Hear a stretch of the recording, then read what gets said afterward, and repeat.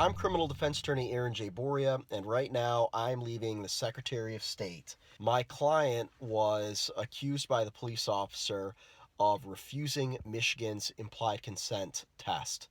That is the chemical test that an officer orders you to take once you've been arrested for drinking and driving. Generally, this test, before you're administered it, the officer will read from a pink sheet of paper about Michigan's implied consent law, and that if you refuse to take a chemical test, that your license will be revoked for a year.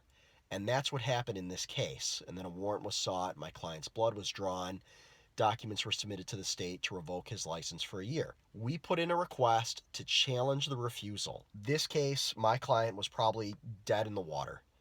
But we put in the request because if the officer doesn't show, you win by default because the burden is on them to show that you improperly refused the test. The officer, sure enough, did not show. My client's license will not be suspended for the entire year, and he'll continue to drive.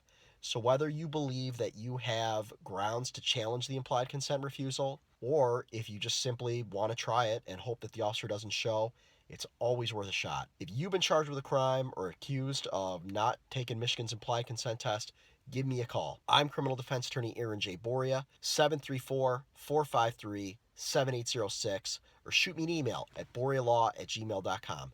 I am happy to fight for you.